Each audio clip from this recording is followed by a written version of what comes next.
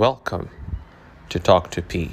Hello, everybody. Welcome to Talk to P. My name is Kurama Pias, and this week I'm joined by a very big brother of mine.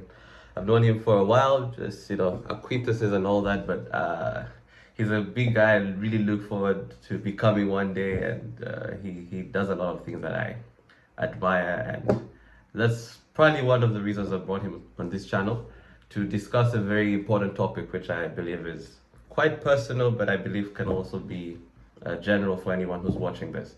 So the topic basically is, before I get to introduce the guy, the topic is starting small to build big. This YouTube channel is a very small platform that I built with just my smartphone, but I hope to become something big, a platform where world-changing discussions could be had. And my guest today is a person who has started small, not just once, not twice, but a couple of times, and has built big over time. And that's why I've invited him. So my guest is none other than Jean-Michel Javineza. Hi, Jean-Michel. How you doing? Hey, how you doing, man? Doing well, doing well. You're great. Glad to be here. Yeah. Glad to have you as well. And you're such a big guy. When I tried to talk to you, I thought you would give me like some appointment. I don't know, some schedule to book. But you made things so easy for me to get a hold of you, and you're such a cool guy.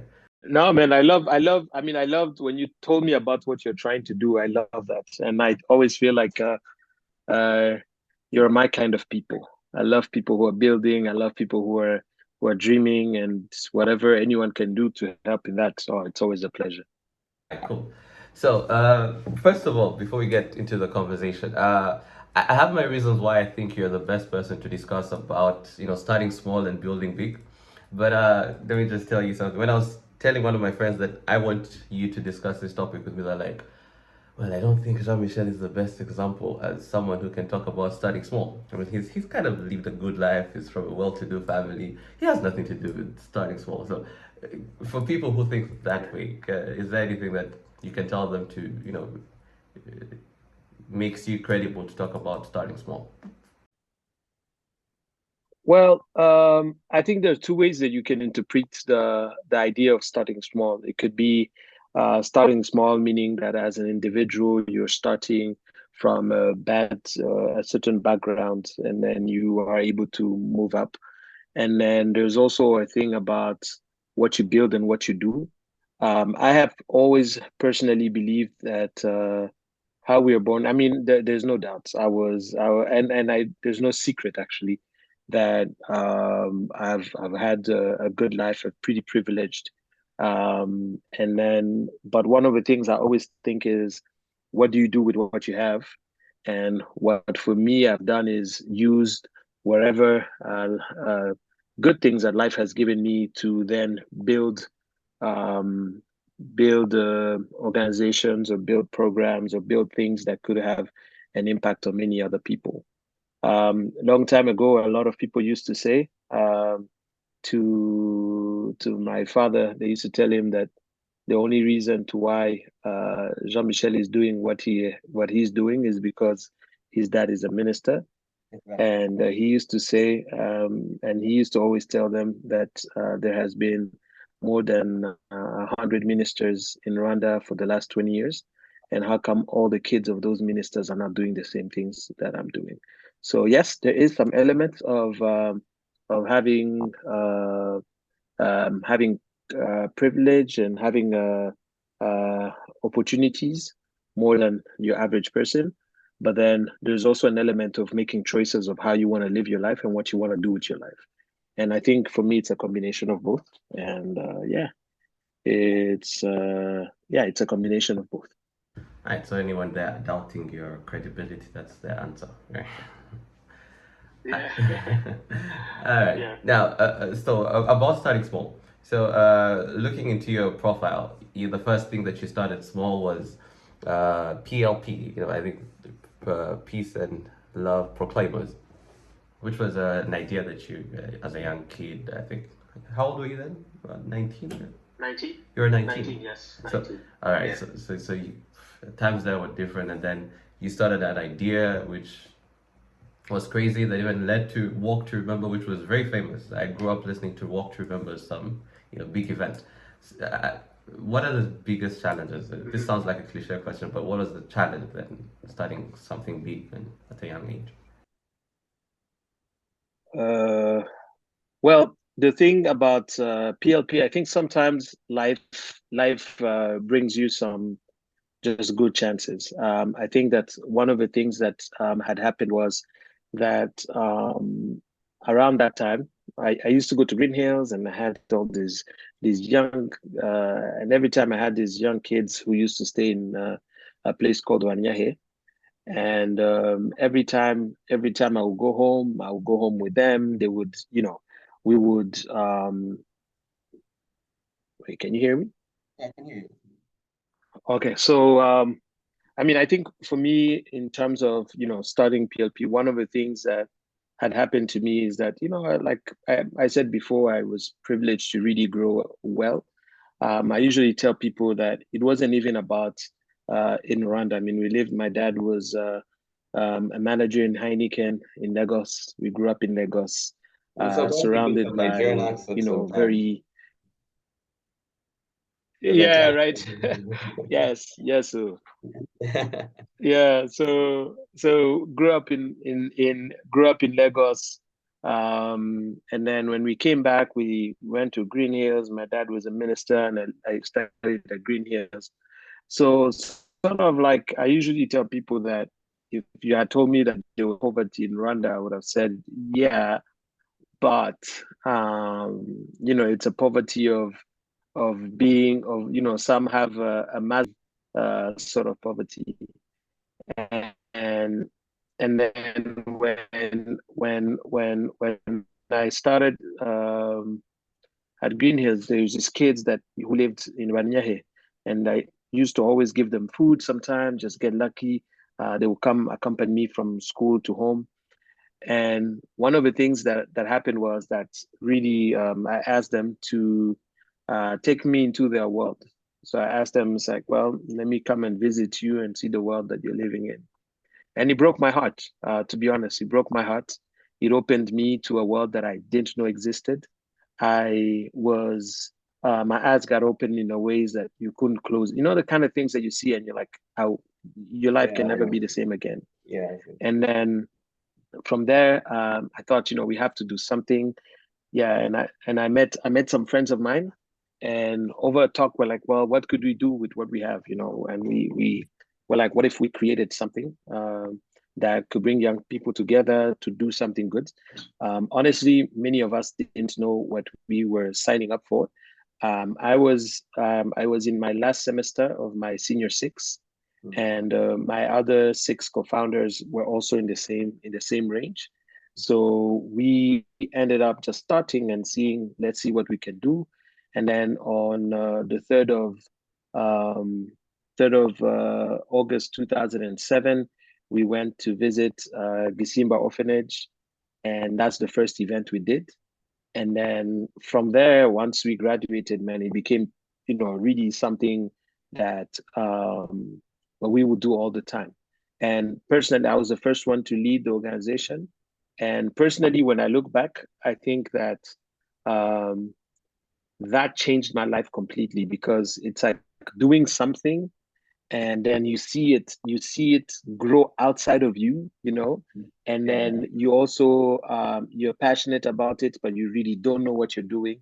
So you're just doing and doing and doing, and it ended up, I mean, right now PLP is like what, 15, almost 16 years. And we did it became one of the largest youth organizations, um, and many people went through it. Many people in different schools went through it, and I'm like, man, this is amazing. Like you get to build something that then takes a life of its own. Like, what a blessing. And yeah, so we started that, and then after that, of course, you have no idea. You're just doing one step after another.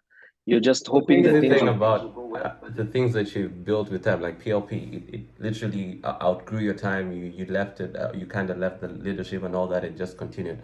But at the very first beginning, I'll give you like an example of my own. Like whatever I'm starting right now, uh, you find difficulty first of all in starting because there are a lot of doubters in your head. First of all, you have inside doubts of yourself. You can do it, and then of course, once you give it the first shot, people around you, some of them judge you or laugh at you or something like that, and think you crazy. And then once you deal with that, then there's also an issue of being consistent.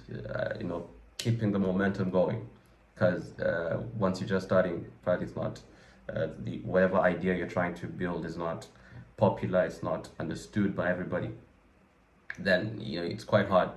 How do you make it like last long and just keep that momentum going and silencing all the reasons to quit? Yeah. Uh, Number one is I always think one needs to be rebellious. Like you have to truly believe that Mm. it's rebellious and stupid at the same time, right? You kind Because of you have to be actually have stupid. to believe.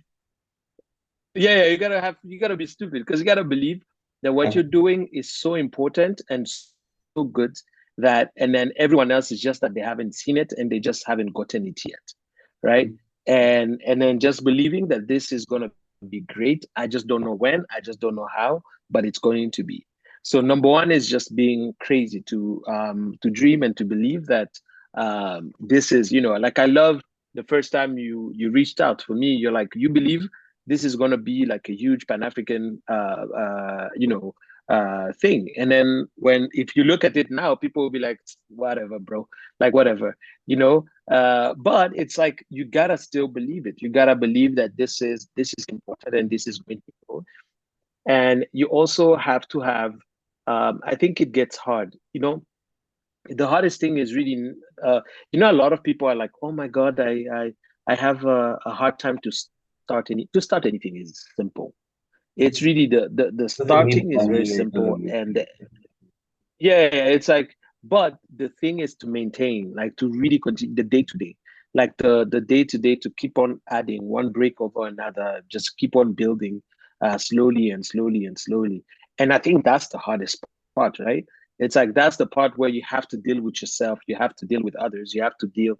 And one of them is just learning how to silence people, or in a sense of like, who is important, and then also being able to understand, like, well, of course people would say that it's not possible because you're trying to do something that has not been done, and that's normal.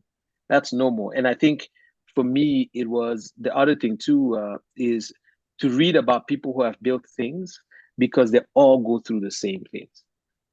It's basically Like the same one of the best again. book, yeah, Mm-hmm. one of the best book that I've ever read from a builder is Howard Schultz of Starbucks.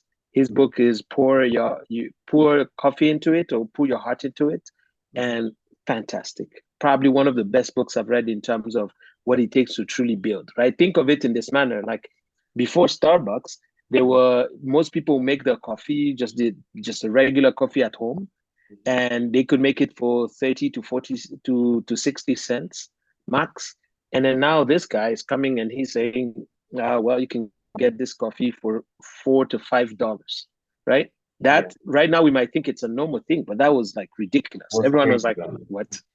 Yeah, why would anyone pay you $5 when they can make the coffee at home? Right? Think of it, It's like right? trying It's to like, sell, like, for example, tea and say, well, people just buy and make tea at their place, and they're like, I'm going to sell tea at so 5,000 for me, random people. Yeah. yeah, that's the whole thing. That's the whole idea, is like, you gotta keep on believing, you gotta keep reminding yourself why is this important, and you gotta be rebellious and stupid at the same time. Right, that's cool. Now, you also would, build iDebate, which I guess that's where most people know you from and all that, which is basically a debate platform, just to quote you, trying to, resolve conflict without, violence and all. And, the debates are conducted in English. Now, when I was starting this YouTube channel, I was also, speaking English and all. And then, of course, you kind of get advice from left, right, and center, and everybody else. which is quite good. But it's quite hard when the advice you're getting is one tells you this and another tells you this. For example, one person was like, "Yeah, it's actually good that she's speaking English, attracting more audience and all that. It's pretty good." Then another person comes and says, "You know what? You're actually speaking English, and then you're talking about patriotism and what? Why don't you use your own language? You should actually speak in your own." No. Now, talking about your own debate, haven't you had people say, "Man, you're just training people, random kids to just be Americans and all that? Just why don't you debate in Kinyarwanda?" Yeah, no, no, no, and it's not even like just people, but we have had our own as a team. We have had our own time of actually debating about that. So should we doing debates in English or should we do it in Kinyarwanda? And there are pros and cons for every of those. But for me, we have remains in English, and that makes that some people say, "Oh, it's just an elite school thing. It's just like this." Elites trying to, feel good and all of that. Well, and then it's a private school kind of stuff. But actually, it's not true. Like we work with 150 schools, and around 68 or 67 of them, 67% are public schools, right? And one of the things though has always been that for me, what are we trying to build? What I've always seen is that we're trying to build global citizens, and we're trying to build people who can go anywhere in the world and they'll perform well. A lot of our students who come to our program is because they want to learn English, right? And then also English is the language of instruction in the school system. So could we maybe get more people if we did Kinyarwanda? Maybe. Do I think that making debates in Kinyarwanda could maybe reduce some of the unequal or inequality? Maybe. But I also think that the question is always, where are we trying to go and what are we building for? And Because for I want to me, play is I the want to devil's be able, advocate here. you can go anywhere. Yeah, if I was just maybe to try and play the devil's advocate for a moment, surely kids who are not as fluent in English are of a big disadvantage if they're facing off a school like which is like some private and big school. So doesn't that like defeat the whole purpose of debating? Because I don't. To be corrected, is the purpose of debating to make people fluent in their speech or to just embrace the whole idea of conflict resolution without violence? Because if that's the case, then I don't think language really does matter.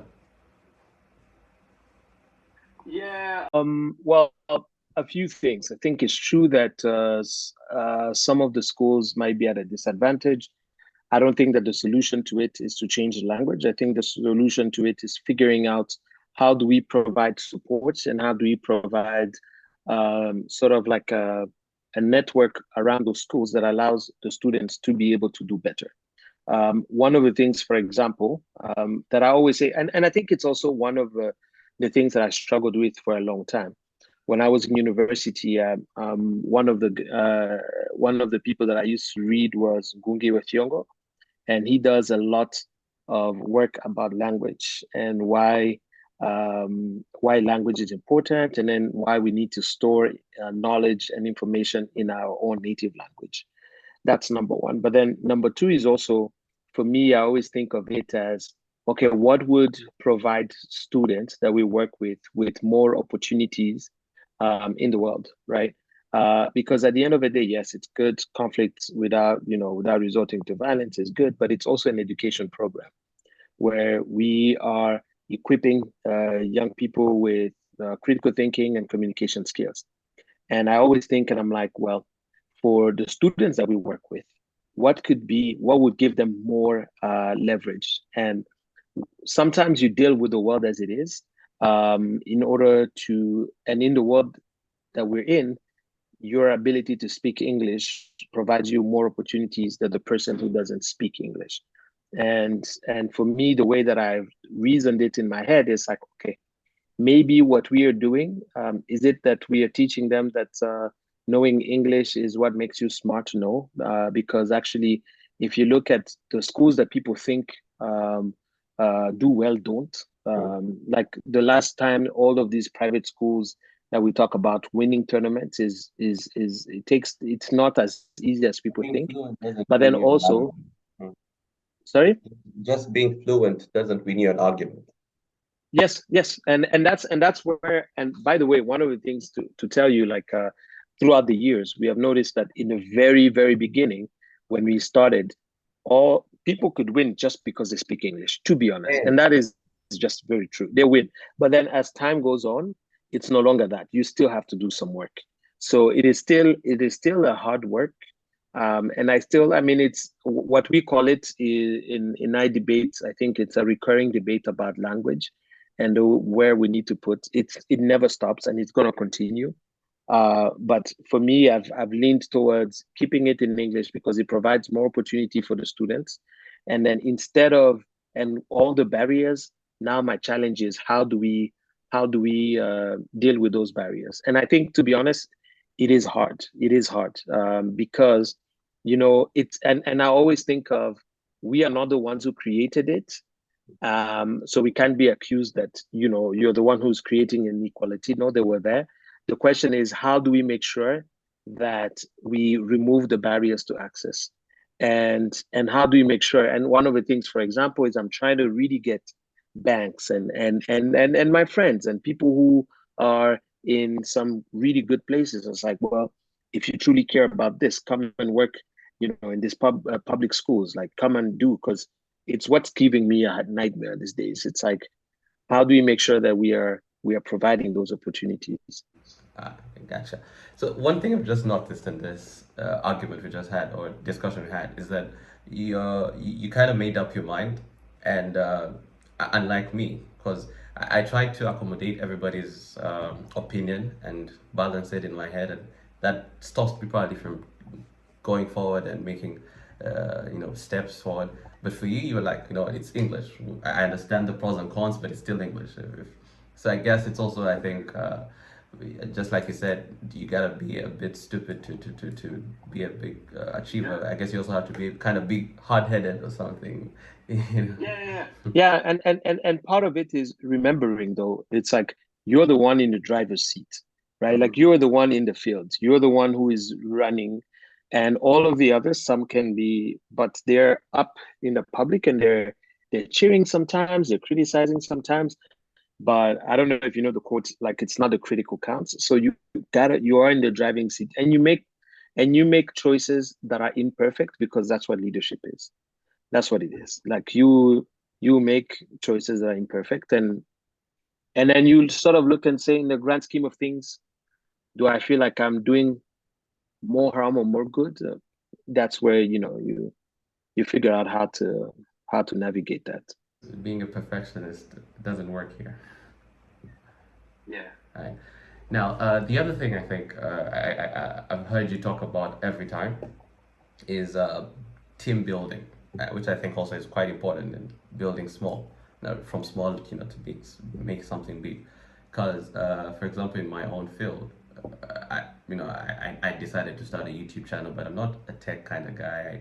I really hard try to learn a few things to edit the videos and how to place a camera. I learned those things, but I also face a lot of challenges, for example, in media and social media and posting, and which really is a big impact, which plays a big role in making the platform bigger and bigger. But right now, I have no team. It's basically me and me alone. I just have friends who give me some advice, but uh, I have. How do you build a team? Do you just pick random friends around you? Do you? Because what I've done for my part is notice my strengths and weaknesses, but now selling a dream to someone and be like, hey, can you share this dream with me and help me and be my team member is quite a difficulty for me. How did you do it? Um, I think I got lucky. One of the things is that you never get the people. Uh, I think it's always understanding that you're building something and it has to go outside of you. And first of all, because otherwise you go crazy. If you have that vision, it's like you're gonna go crazy. But secondly, it's like you gotta have something that attracts people, and then you also start noticing how people are like skills. Like there's some people who do things really, really well that I do badly. For example, I mean, one of the things is like I I'm very bad with structure, right? So I can sort of go within I sort of like the kind that can jump into something without a plan and without anything. And then some of my teammates, it's almost like they're asking, all right, what's the plan? What are we doing this? How are you doing this? And at first I'm like, oh man, like we need to be moving. It's like, nope, we need a plan. And and I've seen just how awesome that is because then you are able to use their strength and they use yours.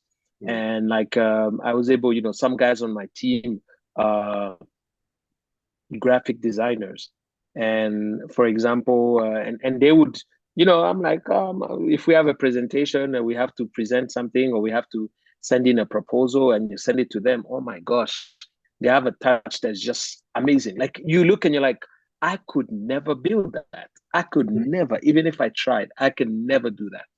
I think one of the things is that rallying up everyone on a certain mission, like making everyone feel like we're part of the team and we are going to go, we have this place that we all want to go. And then also learning how to appreciate people. I think for me, one of the reasons to why I've been so lucky is I know how to appreciate people. I know how to make people feel valuable. They're not here to be used. They're here because we're part of the team. And being able to say thank you, being able to say, hey man, like I think we can push ourselves. And when they see you push yourself, they also push themselves. So for example, I'll give you an example. We just had a camp and we had 900 kids. And in those 900 kids, it's like, even if I was as smart as what, or hardworking as what, I can never handle that. I can't handle that. I can't handle the logistics of it. I can't handle the teaching. I can't. It's not possible. But we had more than 100 and almost 132, I think, people who came and they volunteered. They gave in their time. It's like it's impressive. It's understanding that so many people who want to do something that they feel is good and that it's challenging. So building a team is important, but of course, it also makes it harder because it's humans, man. You're dealing with humans, and humans are complicated. Humans are complex. Humans can be annoying, and they can also be magical. So it's tough, but it's necessary. A good thing, like, the funny thing is that you take all the credit at the end of the day. After a very good team makes a lot of things, so that Jean Michel is wins it all. you know? Yeah. Well, and the good thing is though is if you invest in your team, they just have no idea, man. You have no idea. Um, one of the things too is like a lot of the of our team, I would say 99% of our team are former students. So Very all of dedicated. them have, yeah, all of them have trained them, and then they come back and they do the same. So it's fantastic. All right. Um, as we draw closer to the end, just want to make a quiz and just see the kind of person you are. So these are just going to be short answers from you, right? If you don't mind. All right. So, Yes. how do you describe yourself? Are you an introvert or an extrovert? Introvert. Introvert. Well, many people say you're lying. Yeah, I know, but I'm a very high introvert actually. A lot of it's crazy to believe. All right. So, what is your management style? Dictatorship, liberal, democratic, or laissez-faire? On a good day, laissez-faire. On a bad day, dictator. Yeah. You're never democratic. No, it's a weird. It depends on days, man. Depends on All right. days. All right. Now, another question. Uh, Imagine you had two people to hire. They're both qualified the same exact way. Both have the same exact qualifications, and they could both do the job. One is a stranger, Mhm. one is your relative. Who'd you give the job? One is a what? One is a stranger you don't know, and another is a close relative of yours, right? Cousin or brother or something. Hmm. I think a relative. So I is think that a relative. nepotism? Would that be nepotism? Well, that's a good question. I don't know. I think it probably would be, but it's Mm, it's almost like you tend to trust the people that you know. So, I anyways, that's agree. an interesting. I would see how it goes. Yeah, All right. If you're it to will describe happen. yourself in two different animals, a lion or an eagle, which one did you prefer to describe yourself as? An ego, An an eagle. ego, an ego. Yeah. Huh. No, not a lion. King of the jungle. Nah, No. man. No, no, All right. definitely And not. then lastly, would you prefer talking or listening? Listening. People again will say you're lying because people know you're talking again. Yeah, yeah, I know it's true. But it's also so here's the weird thing is like a lot of people who know me, they'll probably they find it odd that I'm actually very introverted. Mhm. And I think that one of the weird skills that debate has taught me is just listening skills. Like I absorb a lot of information and I listen a lot. And then Mhm. also I get tired of talking sometimes. So it's it's like no man, In I'm your just free gonna time, you just want to I chill just and listen. honestly, and one of the things that is also I'm pretty laid back. Like I'm pretty laid back in terms of in real. I'm pretty laid back. I always say if life was fair, I would just be living in a house with just books and listening to music, and that's it. All right, I think so. A lot. All right, that was it for me. I don't want to keep this too long for my viewers. Hope you join me next time when I invite you for some other topic. This is just the beginning. No, definitely, man. I mean, hey, listen, good luck. Keep building. It's hard, and but the beauty of it is that first of all, there's nothing better than feeling like you're building something uh, that has not existed yet, at least in the manner that you want it to exist. And it's tough. The road is hard, but when you get there, you're very, very, very, very proud of yourself, and that's what matters. Hopefully, in 10 years, I'll also be talking about something like this as well. Exactly. Oh man. All right. Sooner, All definitely. right. Cheers, man. Thanks a Yeah. lot. Take care, and then have a lovely day. All right. Thank you, And man. for everybody Thank you watching very Talk to much. P, that was Jean Michel and I. Until next time, have a lovely day. Bye bye.